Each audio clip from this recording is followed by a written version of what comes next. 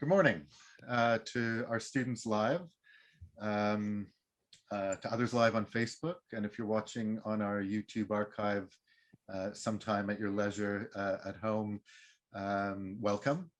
It's indeed really very much an honor to have with us today Enric Ruiz-Geli, Director of his practice Cloud9, based in Barcelona and also in Virginia here in the US. Enric Ruiz-Geli is an architect and educator, and he directs his practice Cloud9. He's also professor of practice at Virginia Tech, where I understand you are this morning. Yes.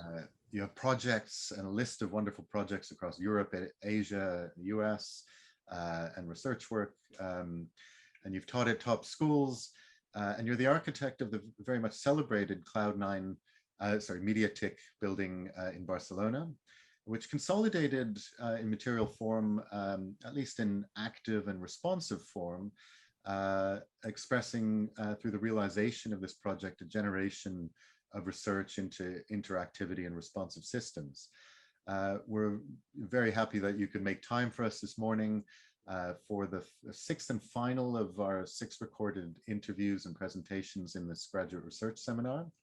The seminar researches the frontiers of technology and the impact on of these frontiers and explorations onto contemporary practice.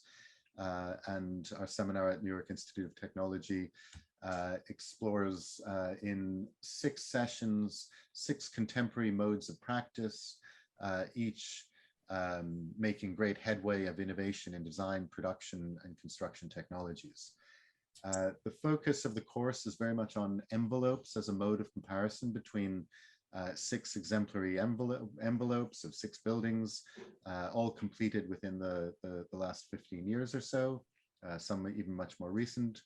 And the students have analyzed these 6 projects through graphic and spatial analysis and readings on the 6 themes. We've investigated in the first 5 materiality and massing with the O14 tower in Dubai by Arduino, the modularity and mass customization with Herzog Demeron's Taekwon Center in Hong Kong, form and geometry through Lisa Soho in Beijing by Zaha Hadid Architects, climate and energy with the Bloomberg Center in New York by Morphosis, and 2 weeks ago, the Visuality and Experience, the Gallery City Center project in Seoul by UN Studio. And our final session on interaction and smartness, we focus on the MEDIA TIC building in Barcelona. And that's which corresponds to the theme of interaction and smartness. So thank you, Enric, for joining us today. We're grateful that you could make time for a presentation and for an interview. The interview following your brief presentation will be student-led. So after this introduction, I'll pass it on to you. And the students, Japeth Alayakpo, Adam Giannios, and Jay Patel will interview. So welcome, Enric. Thank you for joining us. Great. It's great to be here. Thank you, Tom. And thanks for hosting, and regards and lots of love to New York. It's great. I'm very supportive with New York Institute of Technology, so I really would like to very much to share our experience in Barcelona. I'm going to start sharing the screen.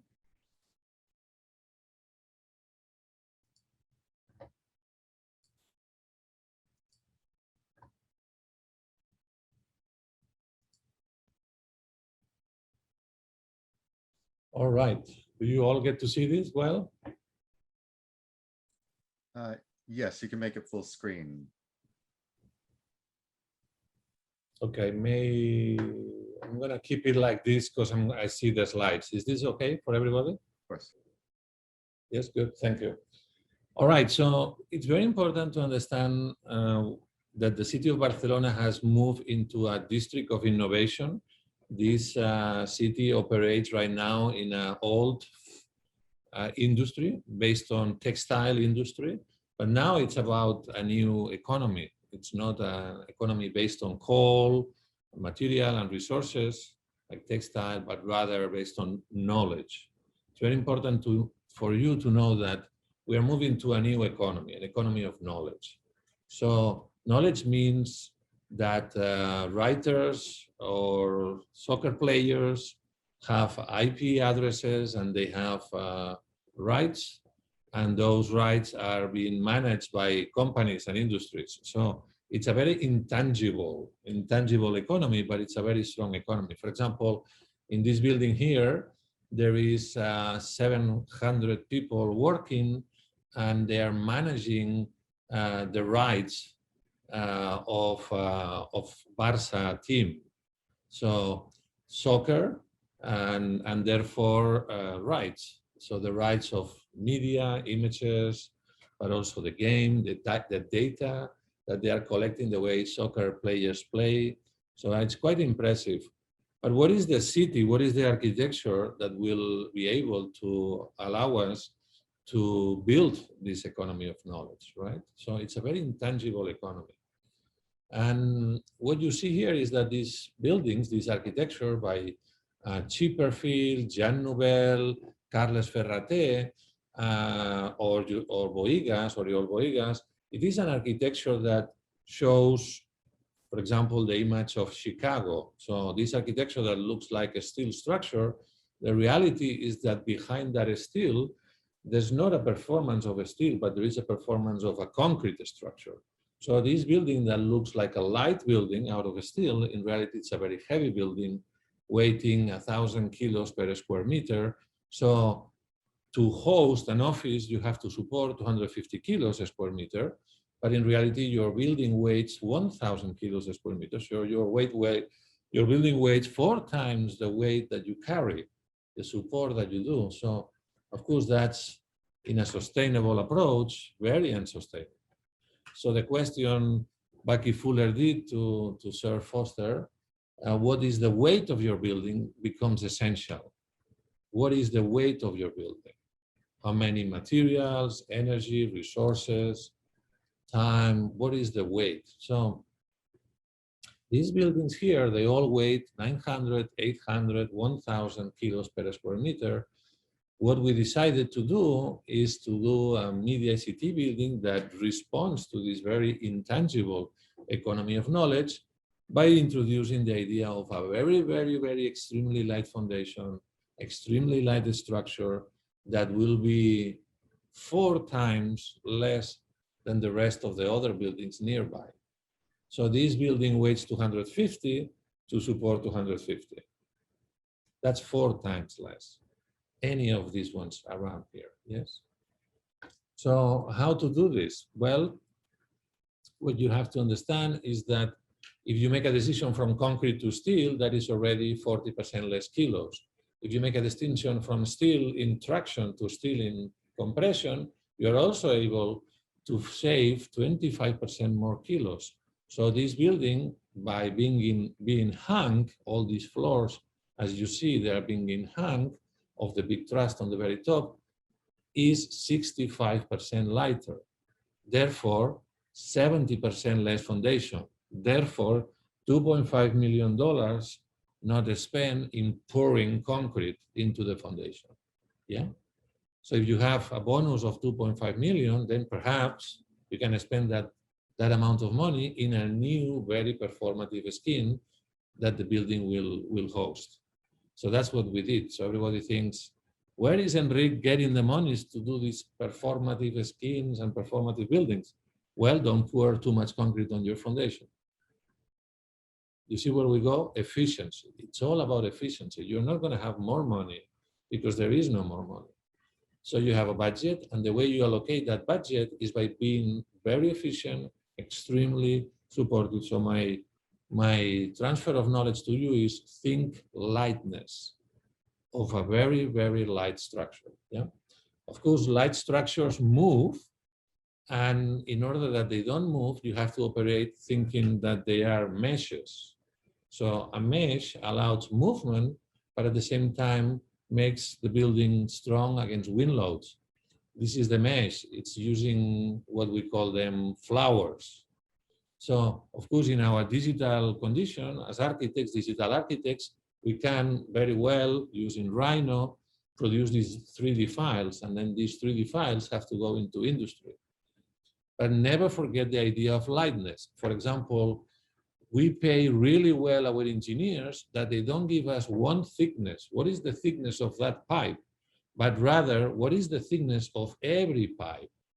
So every time you go, and this is also from Bucky-Fuller thinking, every time you go to a mesh and you see a mesh structure, the tension of every bar, every segment of the structure is different. The tension at every point is different. For example, here at the very top is 100, at the very bottom is 0.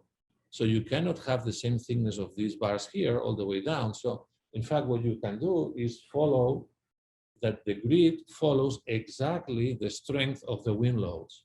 So the drawing that the computer does to simulate the forces going down is what we are exactly building. If that drawing of performance is exactly the structure, there's no waste. You agree? Okay, so that's how we go towards efficiency. There is 18 different tubes, 18 different diameters, and therefore we are 25% lighter in this mesh to another mesh. But you have to have an industry ready to produce this. You have to have an industry that is digitally driven, that does welding with robots, that produces these flowers on a Saturday morning because it's a digital fabrication. We thought that this was going to get built in, NASA or Germany or with some Tesla factory, probably. But actually, the industry around Barcelona is getting digitalized. The next generation of owners of these factories are digitalizing those processes. So what you pay is not material because it's extremely light, but you pay time. Time of digital machines is cheap. So therefore, very little time, very little material. This structure is very cheap, but very performative. Yeah. So that's what you see. You see that this thickness here is different to this one, which is different to this one, which is different to this one, to that one, to this one, to that one, etc. You see the wind loads here? So the wind here is really strong, but if you bring, as Gaudí was doing, you bring a cantilever and you bring down forces. So from here down goes to 0, and from here up goes again to 0. So you see that using the strength of forces, that is the drawing. Architects visiting this building, they think that, well, Enric has done a very formal experiment here. Well, it's not formal, it's exactly what nature produces from a strength point of view. Yeah. So I'm showing why is it not inside of the building and why is it outside of the building? Well, to do what is very important today is leading by sharing. So I'm here doing this lecture to share these 10 years of work in Cloud9, and by sharing, yes, New York Institute of Technology is leading, but you are also sharing right now live in Facebook, right? So it's leading by sharing, and sharing can only happen if you are open. So this structure is in the outside of the building to be open so that everyone can see the nuts, the screws, the milling, the making, as we are all makers. To be more efficient is that normally in the trust of the building, you will not use the trust for space. You will not have anybody there in the trust. Well, we learn from architects like Alejandro de la Sota that the trust can be an incredible warehouse or an incredible place to have your office. So instead of having machines in the trust or AC equipment, we have the best offices of the building. So that's what you see here.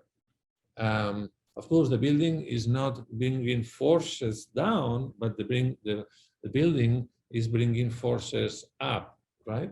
So what you see here is that, in fact, if you go to a cathedral and you hack a column, you will feel the forces in the cathedral going down. Here, when you hack part of the building, then you don't feel the forces going down, but you feel the forces, extremely thin forces going up. See structures as a performance. You know, this is in full performance day and night. But if there is no columns and there are no forces, then the lobby of the building is absolutely empty. So the public space is a public space. We are doing some workshops here with children, and they go in and they say, 80% of these children say, something is missing. So the good news, we have very smart children, one. So kids are extremely smart. You know, kids are going to be your future clients, so you better listen to them. Something is missing. And when you ask them what is missing, they don't say a football stadium is missing or a basketball field is missing. They say columns are missing. 11-year-old, 12-year-old kids. So it's like, okay, the good news is that they are very smart. The bad news is that they are recording all we build, all we design is what they learn with. So the best tool of education is actually the architecture we do. The architecture we do, the buildings we design are the open book for these younger generations to learn, right? So what they see as students in this building is that it's like under construction, right? It's a work in progress. When we designed this in 2007, 2008, 2010, the construction ended in 2011, 2012. So we said, well, 15 years from now, a new group of a younger generation of architects will come, will dismantle this skin, and will bring a new skin on top of it. So you can dismantle the skin and you can build yours. Why? Because if we decided that this is a marble skin, then it's not going to change. It's going to last for 200 years. But do we want 200 years? Is that idea right in the next 200 years? That's probably not. That's impossible, right? How can we have an idea today and our technology today that is going to be right in the next 200 years? What you do by doing that is that you destroy maybe 5 generations of architects coming after you that cannot do anything on your building. So if you look at Japan, the way they are dismantling buildings and doing very quick demolition of our buildings is that what makes buildings alive and what makes culture of architecture extremely alive. So maybe one of you, or maybe this class, is proposing a new skin over the Media City building as soon as we end the lecture. That is what was planned 15 years ago, okay?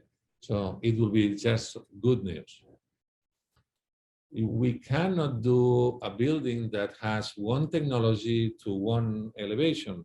The sun in Barcelona is extremely hot, moves around the building, and every surface of the building has different energy performance. The energy performance can go from 1,000 to 600, 500. So by doing one technology, one curtain wall everywhere, you are not considering 300% the energy performance of the building. So of course, we have to see buildings that use different technologies to the north, to the south, to the east, to the west. Because one technology is not going to make it. If you want to think sustainable, every technology has a better approach to a northern light, to a southern energy condition. So it's not one building, one skin, it's one building, 4 skins or 4 technologies, right? So that is the manifesto of the Media City. And the use of ETFE can reduce our energy performance by 40 to 45%. So if we use ETFE as a way to protect our building to the sun, you know, you heard from President Biden announcing, and US is going to reduce 30%, 50% the CO2 emissions of the country, right? If you want your country to do so, India or Europe, or Spain or US, if you want your country, you better, as an architect, do that your buildings are also 30% or 50% or 70% reduction on CO2 emissions, right? If I cannot do it in my home, why am I supposed to ask the president of the US to do it if I cannot do it in my buildings? Why is he going to do it in his government? So we as architects have to be activists in this approach and design towards net zero buildings. The question is how? So, well, if you have an office building here that is going to consume artificial light, well, if you have a lot of glass and you have a lot of light coming in, your 15% reduction on emissions will come from artificial lighting. You can easily, by doing smart lighting, reduce 8 to 15% the CO2 emissions of your building. So the first thing to address is artificial lighting, okay? The other part of the energy bill of the building, which is huge in Spain, is air conditioning. You know, our summer is developing, and now when I was in high school, summer was August. As a student of architecture, summer was July, August, September. Now summer is May 10th, actually, in a week time, summer starts, and those temperatures go all the way to October 10th. Summer is now 6 months and a half. We are a country that is going through desertification because the Africa heat is going into Spain, right? You know, temperatures are going up, global warming is here, and the global crisis of climate change is incredible. So let's operate with buildings. Buildings are the #1 cause of global warming. We are 40% of the CO2 emissions. So we are the problem, maybe we are the solution. So by turning our lights down and using artificial lighting instead of using natural lighting instead of artificial lighting, and we reduce our AC, then how can we reduce the AC? Well, if all the heat gets trapped, all the UV light gets trapped inside the ETFE, then the heat will not make it inside the office, and therefore the air conditioning will not turn on. So that's what we are doing. We are doing a building that you see there's a lot of natural light, extremely a lot of natural light, but the UV light gets trapped inside these cushions. These cushions are a membrane, and they are using ETFE.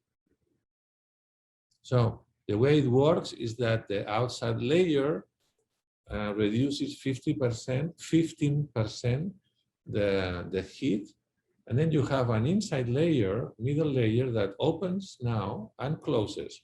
So in the early morning that you need more light and there is no heat, it opens. In the middle of the day, there is a lot of heat, closes. Back in the afternoon, the heat is not as strong, then again opens again. It's using a light sensor, and there is 128 cushions, and there is 128 light sensors. I'll explain this later with detail. So the building is ETFE, and in this sense, it is an ETFE building, but it is an energy diagram. So the building shows the energy diagram of the building. This is southeast, this is southwest. Southwest is interested to go vertical. Southeast, we are following the grid of these triangles. So the building is built and operates as a system. It's a machine operating.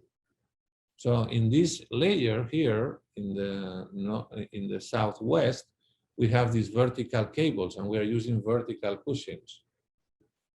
Because we have this strength of cables here at the very bottom, our cushions are 35 meters long, but they are one cushion, right?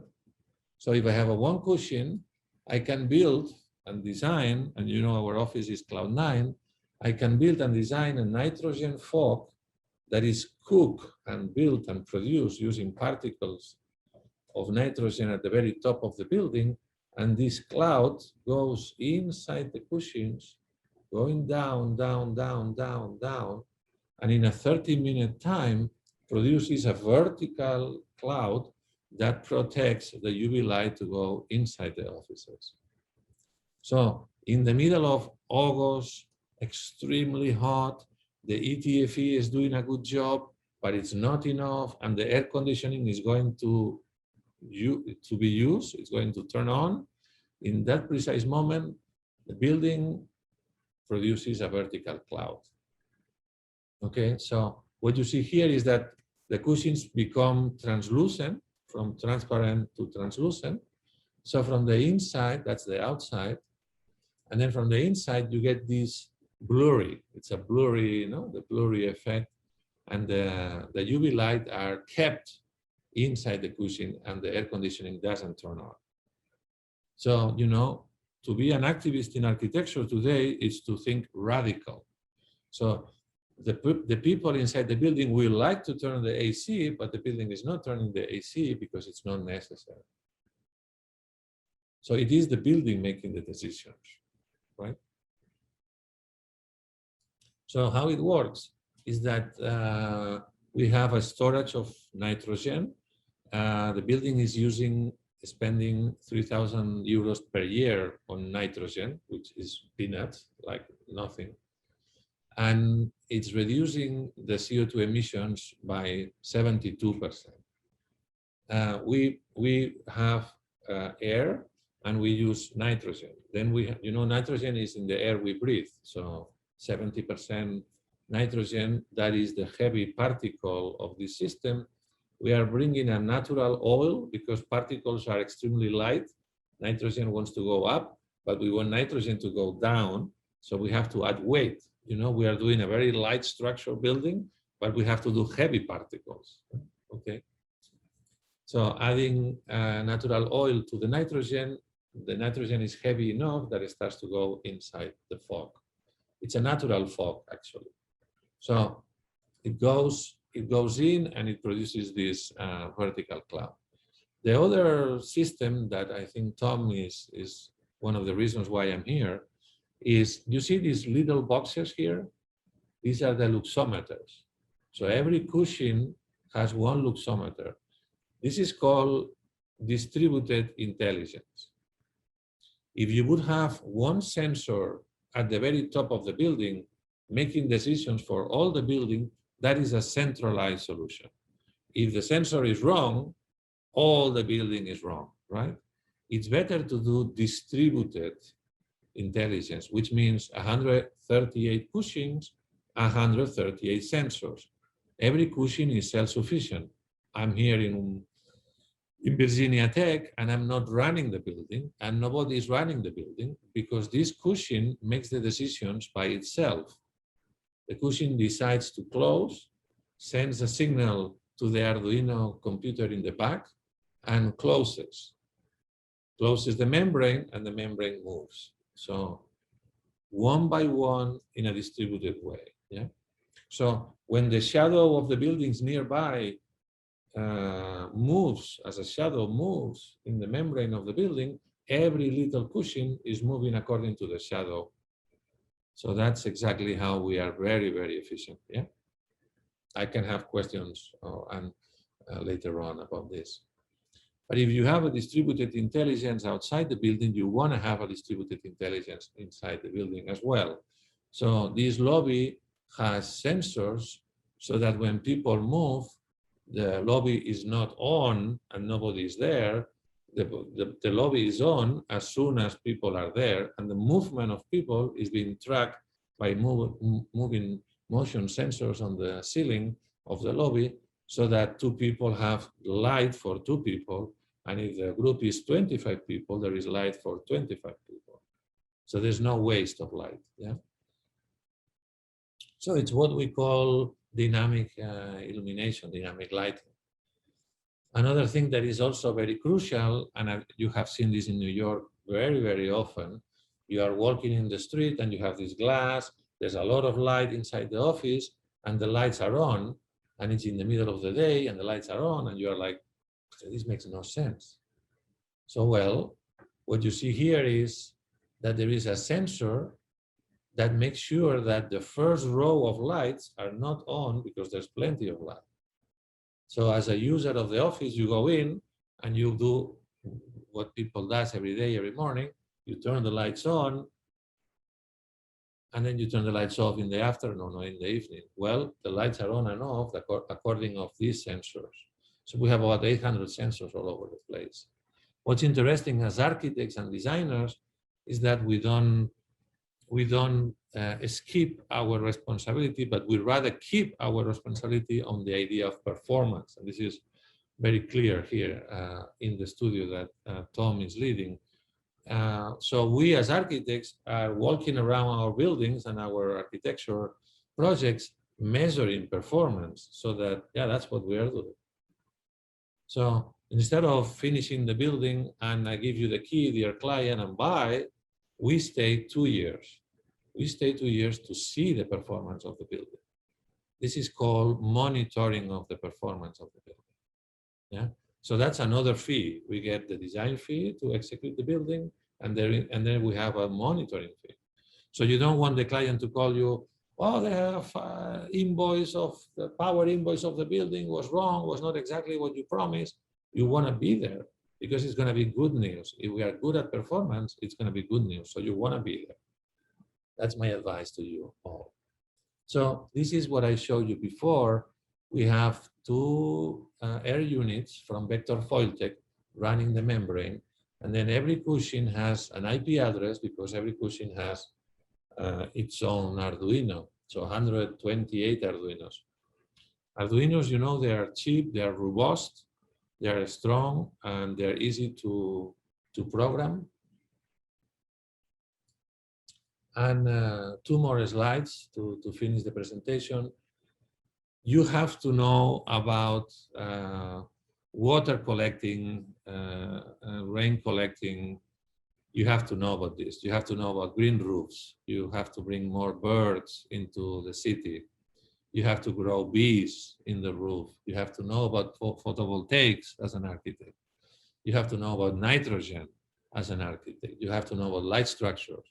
You have to bring water to the sea of Barcelona and connect the sea to the building so that the building is using chill water coming from the sea.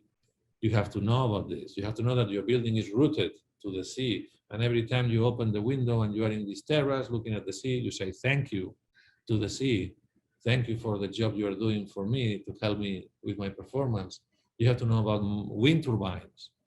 Micro wind turbines in the city. You have to know about Arduinos, you have to know about sensors, so you have to know about systems. Architecture is becoming this massive system, and the architect is leading this role of massive systems. That's my advice. So that's how you get to the Media ICT building, built, operational, in Barcelona. So I'll love to get feedback from you, and I'm very happy to be here with you. Thank you. We're thrilled, Enric, that you are with us, and thank you so much for your presentation. I think I've learned a great deal more about the project than what may be published. So that's very much the reasons why we're doing these sessions, to connect with architects of some 6 wonderful projects. I will pass it on to our 3 students who will ask you questions in a more informal interview and discussion.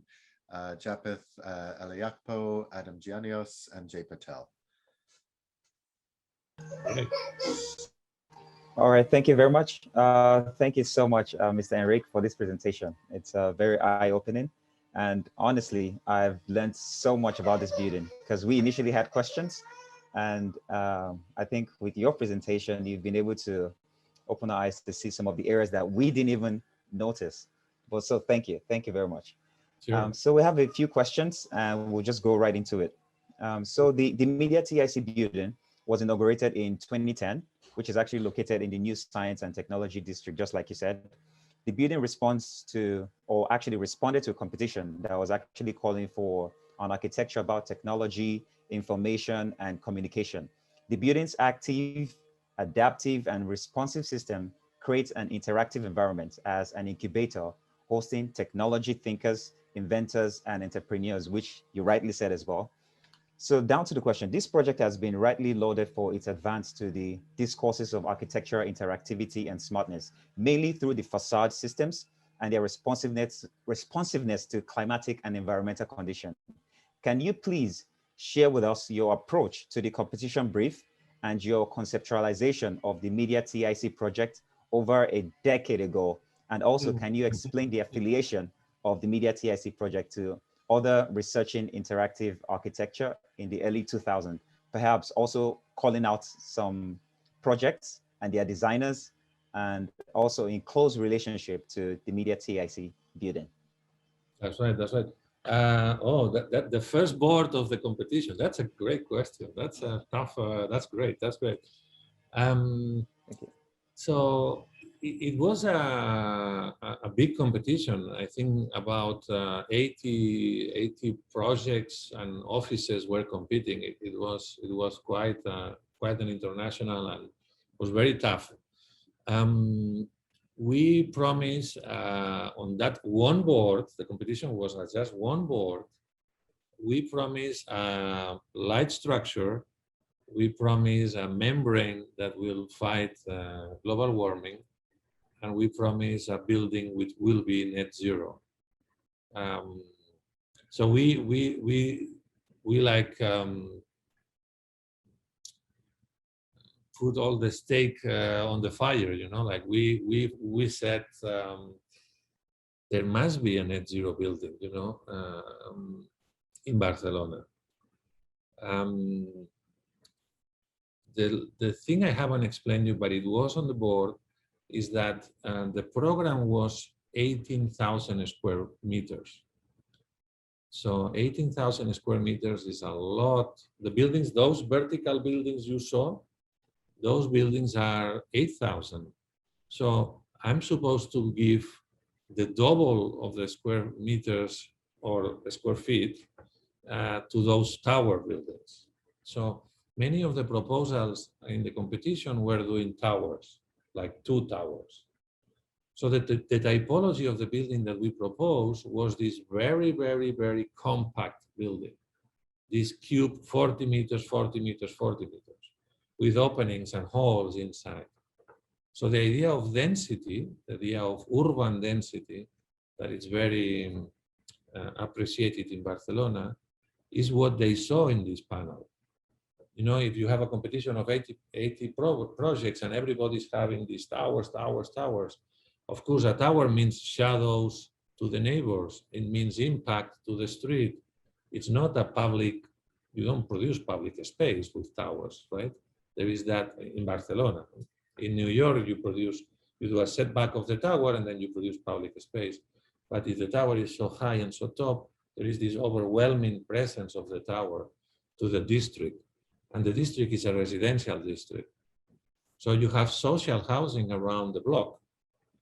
So we were the only ones, I think, or the few ones not doing towers. So we were very, very compact. So I think the key for the city, to the city architect was, well, I'm getting a net zero and I'm not getting impact to the social neighborhood. So that was very important. The difference, we made a statement that we were not going to replicate Silicon Valley because we have people living there in social housing. So we said that we are going to do a building of innovation that is going to be an open house for the neighbors.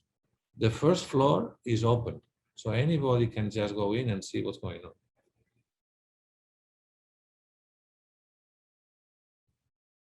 So that panel was very intense, yeah. The competition. Thank you for that question, absolutely. Oh, you're welcome. You're welcome. Thank you so much for that answer as well. Also, yeah, you talked about the ETFE air cushion, which I think is very, very interesting and very effective. And so here's just a follow-up question. So the ETFE air cushion filled with nitrogen, like you said, and then in the afternoon, there's like a timing where it switches back and forth, and transforming a transparent into a translucent facade that blocks about 90% of the sun's radiation. thus reducing substantial building heat gain. In maintaining this facade, can you comment on the sustainability of this system with respect to its longevity and maintenance? And then also, did the climate of Barcelona influence the design of the facade? I think you did answer that one. So Yeah. we'll just go back to maintaining the facade in terms of sustainability, the longevity as well as the maintenance. Yes, we are in a crucial moment. The industry of glass, you know, like the big industry of glass, like Saint-Gobain, what are they doing? Well, glass by itself is not enough. You have to have some plastic, some films inside the plastic to make the glass more efficient, more smarter. So actually the glass industry is using polymers. And in the plastic industry, so the PPT industry, like this industry, right? They know that a year later, this plastic becomes yellow and fragile and breaks. So they're interested in making plastic stronger, more resistant to UV light. So you have the glass industry entering plastics, and the plastic industry interested in crystallizing their industry to make it stronger, right? So what's very interesting is that ETFE sits exactly in the middle. So ETFE is a crystallized polymer. It takes the best from the crystal, so it takes the best from the glass industry and the best from the plastic industry. But it's a middle ground material. So it gives the lightness of the plastic industry, but it gives the resistance of the glass industry by you get a warranty of a 40-year warranty. So, and do we want a 40-year warranty? If our ideas are good for 15 years, maybe it's okay, no? It's plenty, right? So don't buy a material that is a 100-year warranty, because believe me, you are gonna kill some generations of builders, users, architects, designers, and so on. So it gives a good warranty, a 40 years warranty, and it gives the performance of glass, but the lightness of so now what's very interesting is the polymer, the composite industry. It's extremely interesting. The composite industry now is turning plastic into recycling plastics. They are taking not oil-based resin, but they are taking nature-based resin. So bioresin. So the future of ETFE is to start using a bioresin. And I was in Kuwait, I was discussing with the industry in Kuwait, with the oil industry in Kuwait, what's going on with ETFE and so on. And they are, interestingly enough, I don't know if nobody here is from an oil country producing oil, as US, for example. So, you know, the oil people are not interested in oil going into cars. Their profit is $18 per barrel, 18. If that oil goes into composite industry, their profit is 80, not 18, but 80. So they are very happy with electric cars. They are like, yeah, more electric cars, please. The oil people are not interested in cars, oil cars. It's interesting, right? So they are switching into, why don't we keep our oil, we don't waste our oil, and we use our oil to produce smart composites. Smart composites, or for example, 3D printing material comes from oil, right? So if you start to see that oil is not going into cars, CO2 pollution, but oil starts to go into a material to 3D print buildings, well, I'm interested, because then we are not going to do mining for concrete. We're not going to do mining for steel. Where is the steel coming? India, and I was with Mittal discussing this as well, right? So that's interesting how the industry is changing. So we should lead that. Yes, I totally agree with you on that one. It is really interesting. And I think as technology advances, it's very important for us to, as well as architects and designers, to advance as well and be the best that we can be in our design options. So you said something in, sorry, you want to say something? Yeah, no, I was just going to say, for example, in this remark, you know, aluminium for some years, and Tom knows this very well, for some years, the solution to framing was, oh, aluminium framing. Oh, sure. But as now that we understand that aluminium has such an energy consumption, it's very hard to recycle, it's so energy driven, it's like, so suddenly let's do wood framing. So now wood, why? Yeah, but we are cutting trees, but we are planting more than we are cutting, right? Yeah. So forestation is extremely positive. So now this building, as I show you, is aluminum free, like no aluminum. We are completely against aluminum in this sense, you know. So you have to know the materials of the future, but you also have to know the enemy materials, you know, the blacklist materials, the no materials. Okay, oh, that's good. So in your presentation, you said something about the construction, and here's what you said. You said construction is built from the top and moves downwards, becoming transparent, anti-gravitational, and almost liquid at the bottom part. And it was very interesting when you mentioned the story about the kids in the lobby and how they knew something was missing. I think that was very interesting. And we did have a question regarding this, but you answered it already. I just wanted to commend you on the idea of lightness, which I think is very important, which is something, it's a take home for me from this interview. So thank you very much. And over to the next question, Adam. All right. Thank you, Japheth. Thank you from me too. We really, really appreciate you taking this time and opening our eyes about this project. Is so much more informal and informational coming from you, obviously. So the next question is going to be regarding structure and the lobby that you just talked about a little bit.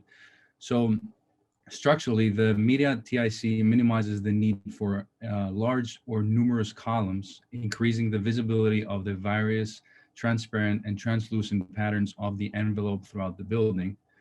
The primary structure is defined by a series of truss columns and beams. The truss beams, which are at a depth of 2 stories, are habitable and span, like you showed us, the 35 meters between the 2 truss walls.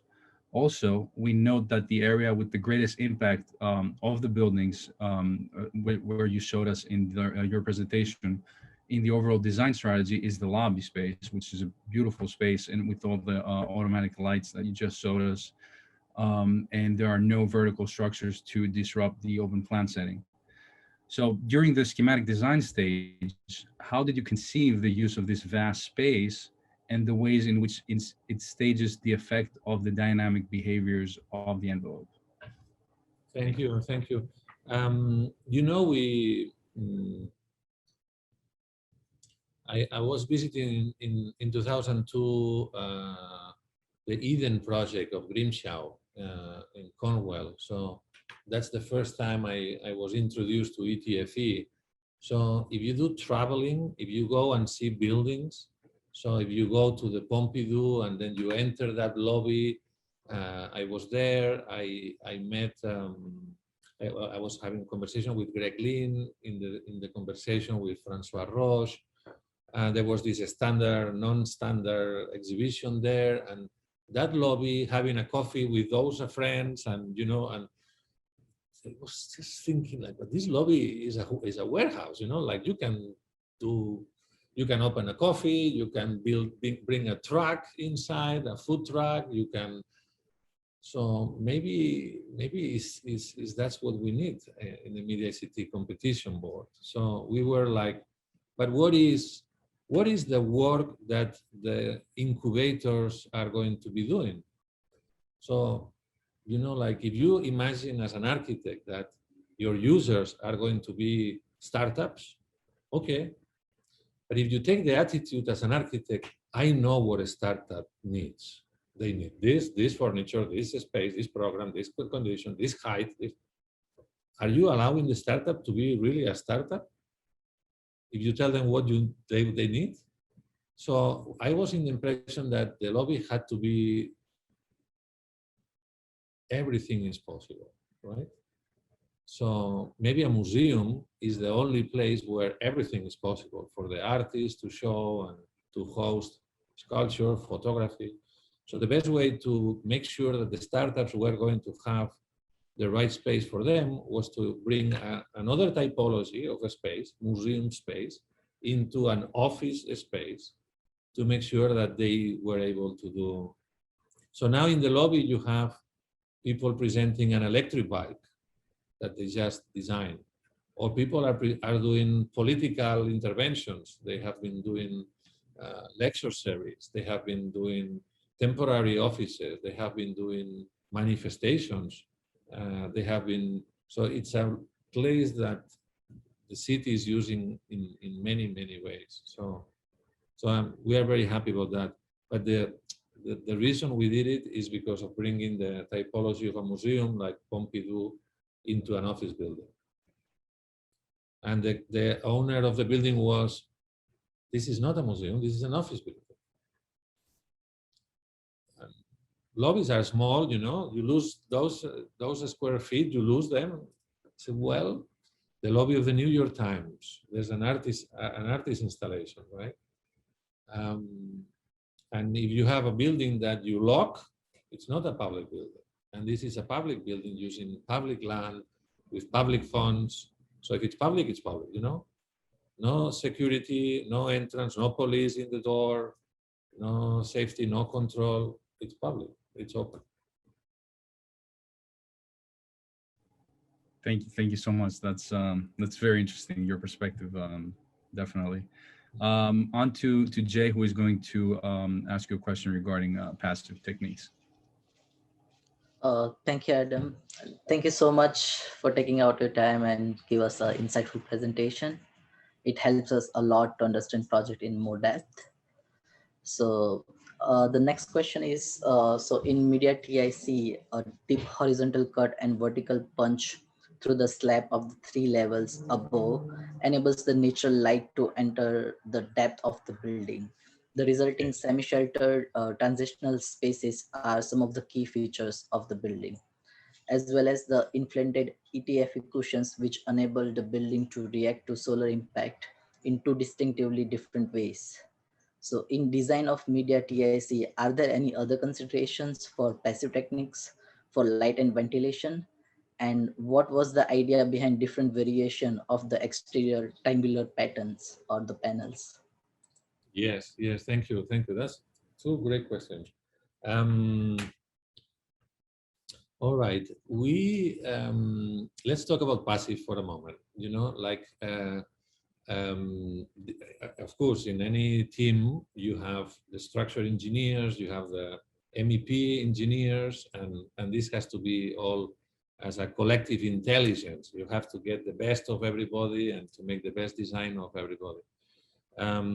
All buildings that you saw there are having their mechanical machinery equipment at the roof of the building. So the first decision was, we are not going to do that. If we have all the machines there in the roof, there's no green roof. So we want a green roof. We want people to go to the roof. We want that terrace to be a public terrace. So the first decision was to bring all those machines down into the parking lot. So that's the first passive decision.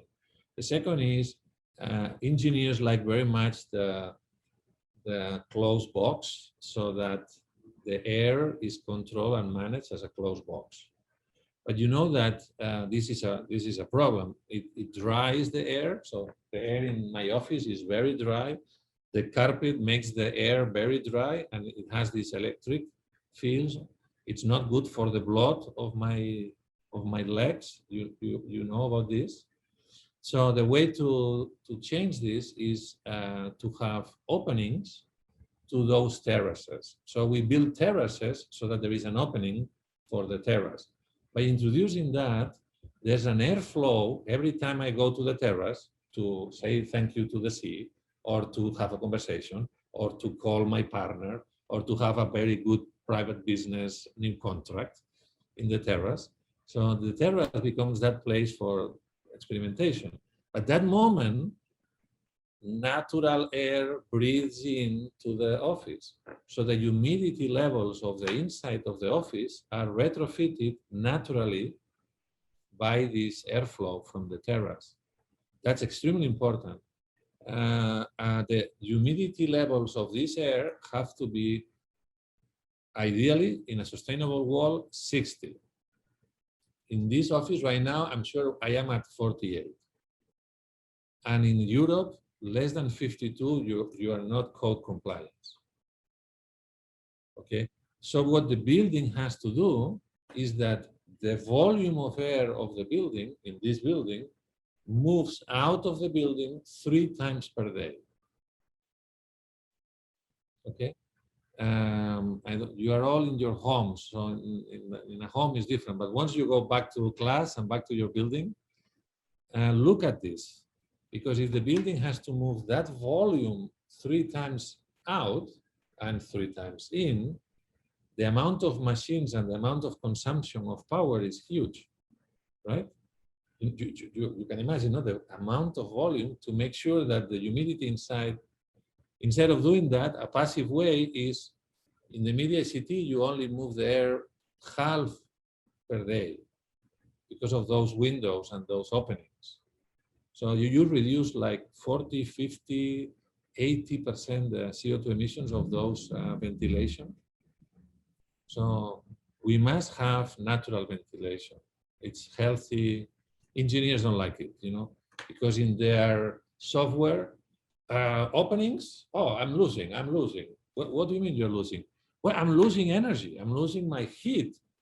But did you realize that winter is over in Barcelona? It's 2 weeks.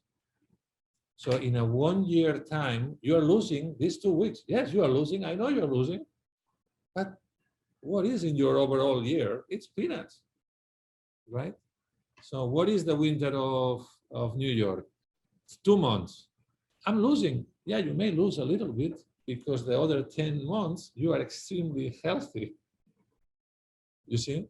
So don't let the engineers lead this. We are the green thinkers, and their software is not ready for this, but they have to understand. And you can get the data from our building, and you can convince them with our Media ICT building.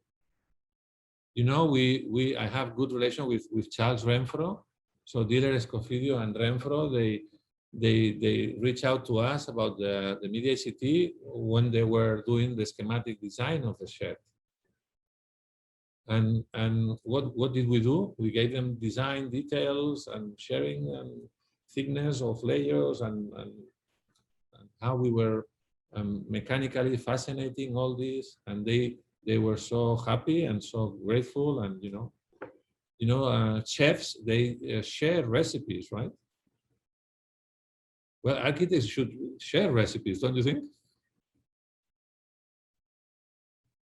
So they were very happy with that, Charles and Liz, yeah, amazing.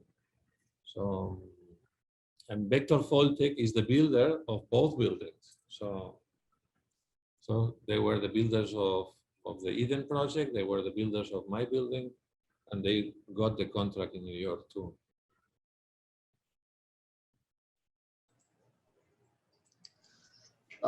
Thank you so much for insight, especially regarding natural ventilation and importance of it. So the next question is, so Cloud9's work boldly experiments with digital manufacturing technologies related to energy efficiency, intelligent system, and self-sufficiency. Media TIC's enclosure is defined by 2 materials, a glass curtain wall and ETFE cushions. The cushions consist of several layers of ETFE and actuators that are linked with sensors on the envelope. With the distance between the layers in each cushions may be changed, and the overlapping dot patterns create a greater or a lesser shading for the interior spaces. So the question is that in response to the competition brief, what were the initial consideration for the smart and interactive design of Media TIC's facade? And can you please explain the process of how you conceived, tested, manufactured, and installed this system on buildings? And along with that, can you please comment on the decision about the material choices and the electronic augmentation and their effect on the cost of the project, perhaps when compared to normative and conventional other office buildings around the area? Yes, yes, yes. So that's great. Let's focus on the material performance aspect of one of the questions. For example, you know, these 3 layers of ETFE, they are 250 microns thickness. Okay, each that is 2.5 millimeters. Okay, so 2.5 millimeters, 2.5 millimeters, 2.5 millimeters, all together 7.5 millimeters of material. That is that much, okay? I got to be the best building in the world in 2011 with 7 millimeters of material.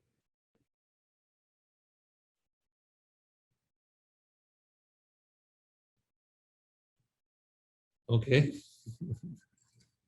So it's not how much material and how much money, obviously, no? Is what you do with those 7 millimeters, you see? So when I mean lightness, I don't mean our building is not 3% lighter than the neighbors. It's not 10% or 20, it's 70. You know, the performance are big, big numbers, you know. So this cannot stop anywhere in the building. So when you are talking about the ETFE, right? And you just mentioned the curtain wall in the back, yes? So you know that a curtain wall has to resist wind loads. That's the big cost of the curtain wall, is to resist wind loads, yeah? Wind loads down are low and higher are more. So because the wind is a graphic like this, the higher, the more loads, yes?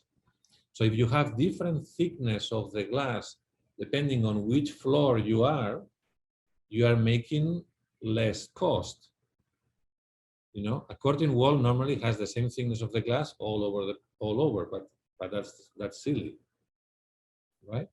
So, and also if you have ETFE in front, actually this glass cannot receive the loads because you have the ETFE receiving the loads, and only 20% of those loads get to the glass curtain wall. So the curtain wall only resists 20% of the wind loads, right?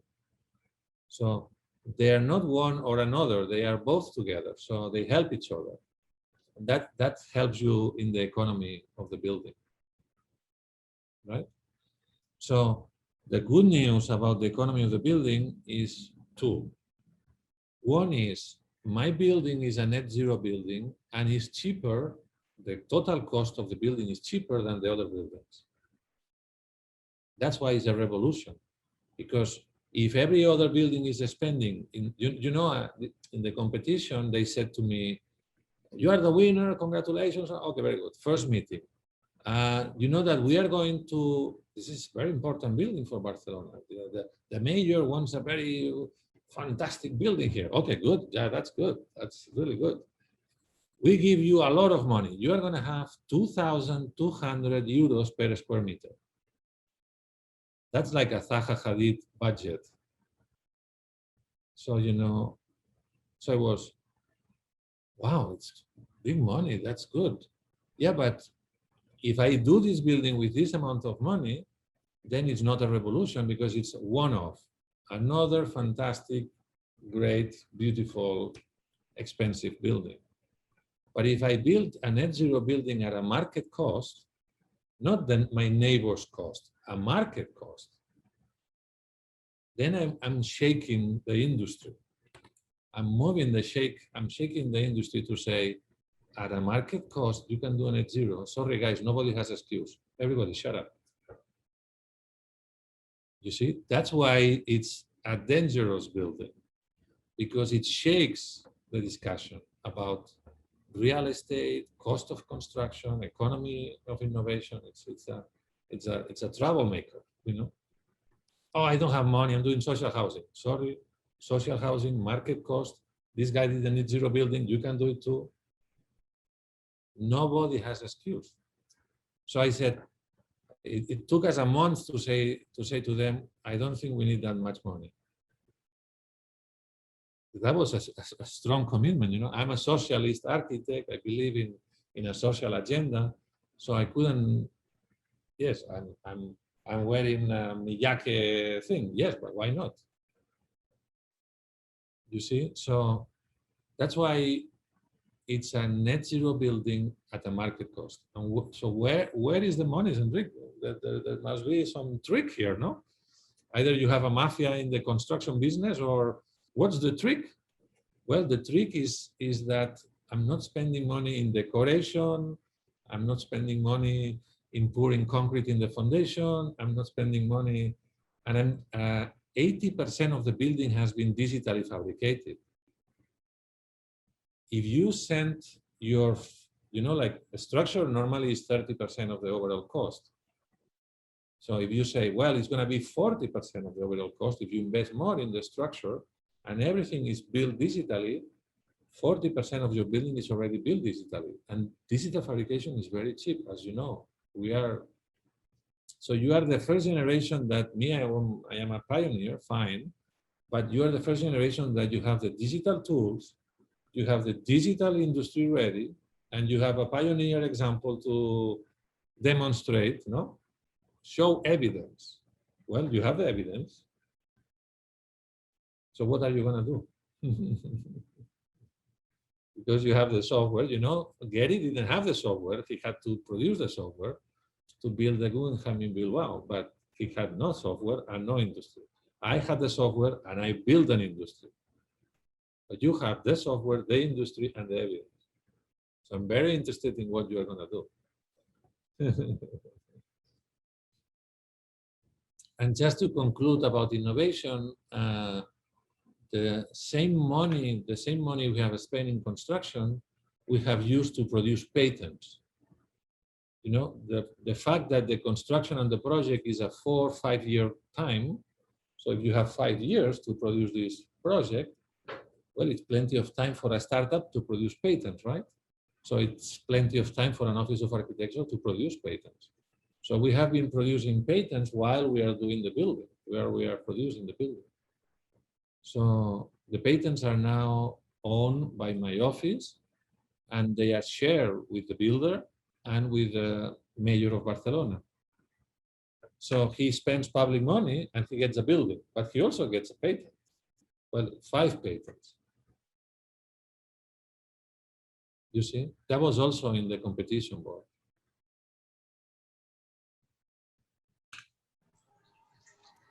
Thank you so much once again for especially the practical aspect of the architecture and how real architecture works. Oh, and yeah. For our last question, I would like to give it over to Adam.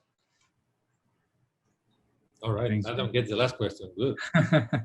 Well, definitely, I need to say that definitely after this conversation, Barcelona and MEDIA TIC is going to be higher in our traveling list once we're able to travel safely again. Oh, yeah. So the portfolio of Cloud9 includes a variety of scales and uses of buildings located in various international contexts. Firstly, how did the MEDIA TIC project build upon your earlier design research into interactive and responsive architecture? And lastly, in which ways did the MEDIA TIC affect your projects, research, and teaching since 2010? Thank you. Well, I understand you keep this for the last one. That's amazing. It's amazing. Tom, congratulations. You have a very collective team here. Best questions ever, seriously. No, seriously. It's exactly the right point what you're doing, Adam. And let me tell you a quick story. The Villanourbs project? Villanourbs is this house, digitally fabricated, and it's 2 hours north from Barcelona. That was our project in 2003. So it's the very first project that the New York Times published, and it got everyone's attention and so on. It's a house that is a living lab. It's Villanourbs. So the owner, the family, it's a family that they have a restaurant, and this family was with me in the construction of the Media City building 10 years later. And Emilio and Antolina, the owners, great family, my best, I'm so blessed with knowing them. So Emilio was saying, you know, Enric, this is mine. What does that mean? You know, the patent of the skylights of the Vilanurs project was used in these cushions, in the membrane cushions. So a house project produces a patent that later is applied in a public building. So when you have a first project soon after Tom gives you the grades, your grades, and you have a project soon. So, and it's a house for a neighbor or the grandma summer house, whatever, in India. Think that that innovation later on is going to follow your career. It's going to get you to the Media TIC. So it's not a fake story. It's really like this, yeah. So they are very proud that the most important building today in Barcelona is built with their innovation in their home, in their private home. You know, so, and for example, the project in Taipei is a real estate. So Far Glory came to the Media TIC, visited Harvard, like we have about 28 universities all over the world coming there and visiting the building in those 8 years following the construction. And then Far Glory was, thank you, welcome to Taipei. What did I just do? I just gave you a tour to the building. What just happened? Welcome to Taipei. So, is this a contract or what is this? So then he flew us to Taipei and he said, I want a green building in Taipei. And we built. We didn't use ETFE. It's not the same. You know, it's not the same because we don't replicate projects. But we did the first building with a LEED certificate in Taipei, with green roof, the first building with green turbines. We fabricated the ceramic in Barcelona. We sent all the ceramic scheme to Taipei. So you start to see also in Kuwait.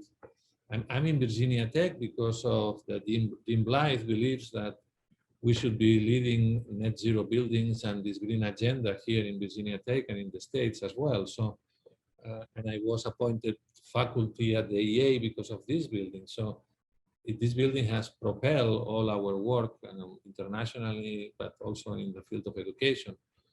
And the question I always get and I cannot answer, and that's why I'm pushing teaching, is that why, if there is evidence of these green buildings, how many net zero buildings there are in Europe, for example? How many? How many green architects are in the world? Okay, Renzo Piano, William McDonough,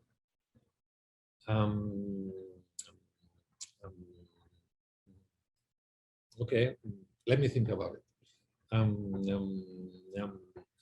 Well, Gordon, yes, in Chicago, yes, okay. Okay. Okay, Cucinella in Italy, for sure. Cloud9, well, yeah. Yeah.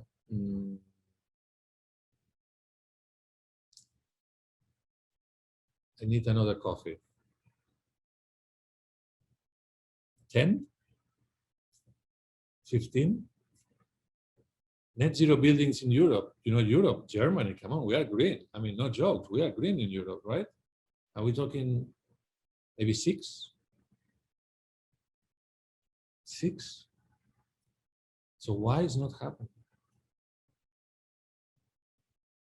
So because there are not green architects out there, there are not green offices, or people don't have the skills, and because Tom is a pioneer, he's so ahead of the game. Because I believe that maybe you are 7 here, and maybe 1 will go back to his country and will push green agenda. And then if in this lecture 1 does it, and I do many lectures, then I can multiply the numbers of green architects out there. So that's why I'm teaching. So in my studio of the EA, Diploma 18, 20 graduates per year, 9 years, that's a big group. And I hope they make it as activists of this green movement, right? And green can be passive and technology and water collecting. It's many things. It's not the media city, right? It's your way. But if there's many of those, you know, like every movement has 3 phases. The first phase was the pioneers. Well, we are the pioneers, and Al Gore and Jeremy Rifkin. Yes, we are the pioneers. Okay, good. Second phase is the radical movement. I'm there. I'm the activist. I'm pushing. Sorry, if you are in the concrete business, less concrete and smarter concrete. That's it. Sorry. But no more concrete. Cheap, low, more huge concrete. No, that's not happening. So that's the activist movement. And as you know, in digital, everything is digital. We don't talk about digital movement anymore because everything is digital, right? So you are going to be the generation that doesn't talk about sustainable because you are making it sustainable. Of course it's sustainable because we are doing it sustainable, that's it. And not as a branding, but as an option of the architecture you do to your communities and your builders and your clients. And so now everybody comes to us because of the work we do. So you will build an ecology of clients because of what we do. And the last project we are just now building is retrofitting a Calatrava building in Valencia. So you will be retrofitting buildings of Patrick, or you will be retrofitting buildings of our generation because they are not good enough. So you will push that for sure. Thank you so much. That's the hope, okay? That's my hope. But you do what you want, okay, guys? You do what you want. If you want to go into the concrete business, it's your call. You know, do whatever you want. Thank you. That was very inspirational and great and important questions for us students that look into the future. Over to Professor Verebes. Thank you. Thank you to, well, Adam, Jay, and Japheth, and really thank you so much, Enric. This has been such a pleasure. I've learned, I'm sure our students have learned so much to have this conversation with you. Although Adam had the last question, I have one more. Good. You know, I selected the building because in a topic called interaction and smartness, because of the ways in which the building and its responsive systems address the urgencies of climate change, its responsibilities to react and augment the performance of the building. And it builds in some sense an intelligence into the architecture and a capacity to respond and learn to some extent. And I think within an era where we're shifting from intelligence to more artificial forms of intelligence, I have a question about maybe the concepts, methods, techniques, and culture about artificial intelligence.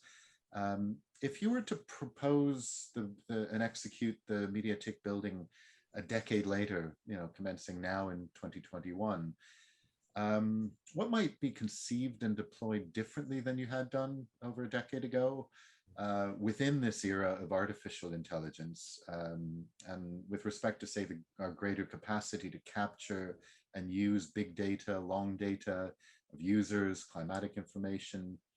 How would artificial intelligence make buildings achieve net zero in a more facile way, or in which ways would artificial intelligence could it further advance what you've called the green agenda? Yes, this is super crucial. This is really the next agenda. I'm very supportive with what you're saying, Tom.